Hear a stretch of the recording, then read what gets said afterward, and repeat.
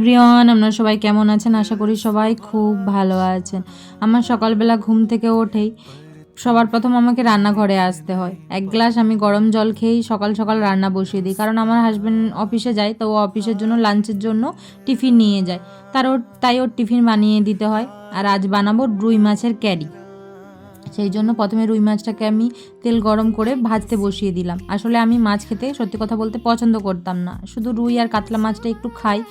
আর তাই এইভাবে আপনারা যারা যারা মাছ খান না, অবশ্যই এইভাবে মাছ রান্না করবেন, দেখবেন আপনারাও মাছটা খেতে পছন্দ করবেন বা মাছ খেতে ভালো লাগবে। একটা সময় ছিল আমি মাছ একদমই খেতে পারতাম না, কিন্তু এইভাবে রান্না করলে দেখি মাছটা বেশ ভালো লাগে, অতটা সেমন গন্ধ বা কিছু লাগে না। তাই আপনারাও যারা যারা মাছ রান্না করতে জানেন না বা কিছু, এইভাবে একবার মাছটা রান্না করে দেখবেন যে মাছটা খেতে পারবেন। প্রথমে মাছগুলোকে আমি ভেজে নেব। আমি একটু কড়া করে ভেজে নিই, অনেকে একদম কম ভাজে মাছকে, না আমি একটু ভেজে নিই, কারণ আমি মাছ অতটা পছন্দ করি না। তারপর তেলের মধ্যে আমি কিছুটা পরিমাণ পেঁয়াজ কেটেছিলাম সেটা দিয়ে দিলাম, আর অল্প করে লবণ দিলাম যাতে পেঁয়াজটা খুব তাড়াতাড়ি ভাজা হয়ে যায়।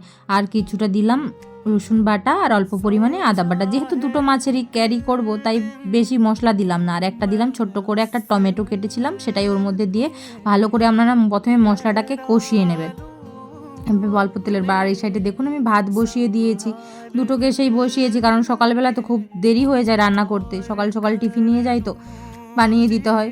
এই তো এইদিকে মশলাটাও কষে নিচ্ছি। তারপর একটু অল্প করে হলুদ গুঁড়ো, অল্প করে লঙ্কা গুঁড়ো আর দিলাম ধনিয়া গুঁড়ো। এই তিনটে জিনিস দিয়ে ভালো করে আমি মশলাটাকে অল্প করে জল দিয়ে ভালো করে কষিয়ে নেবো। মশলাটাকেও আমি ভালো করে প্রথমে কষিয়ে নেবো, আপনারাও মশলাটা ভালো করে কষিয়ে নেবেন। আর এই শীতকালে তো প্রচুর ধনেপাতা পাওয়া যায়, তো অল্প করে কিছুটা ধনেপাতাও কুচিয়ে দিয়ে দিলাম। ওটাও একটু নেড়ে নিয়ে ভালো করে আপনারা নেড়ে নেবেন। নেড়ে আমি ওর মধ্যে কিছুটা পরিমাণ জল অ্যাড করে দেবো, খুব বেশি জল দেবেন না। আপনার মাছের যদি ক্যারি করেন প্রচুর জল দেবেন না, তাহলে কি বলুন তো মাছটা খেতে ভালো লাগে না।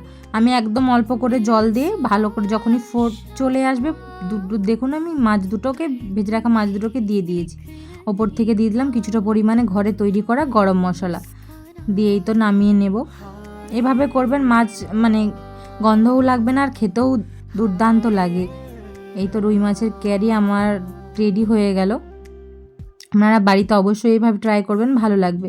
আর এদিকে ভেজেছিলাম কিছুটা নিম পাতা ভেজেছিলাম, সেটা একটু লবণ দিয়ে মেখে নিলাম। তারপর আলুগুলো দিয়ে ভালো করে আমি মেখে নেব, খুব সুন্দরভাবে আমি দেখুন মেখে নিলাম। নিম পাতা তো খেতে খুব ভালো লাগে, মা পাঠিয়েছিল গ্রামে, মা শুকনো করে রেখেছিল আমাকে দিয়ে দিয়েছিল, এটাই আমি সারা বছর ধরে খাই। এই তো আমার হাজব্যান্ডের টিফিন রেডি, আর এইদিকে আমিও ভাত আর মাছের ক্যারি নিয়ে বসে পড়েছি। ভিডিওটি কেমন লাগলো অবশ্যই কমেন্ট করে জানাবেন।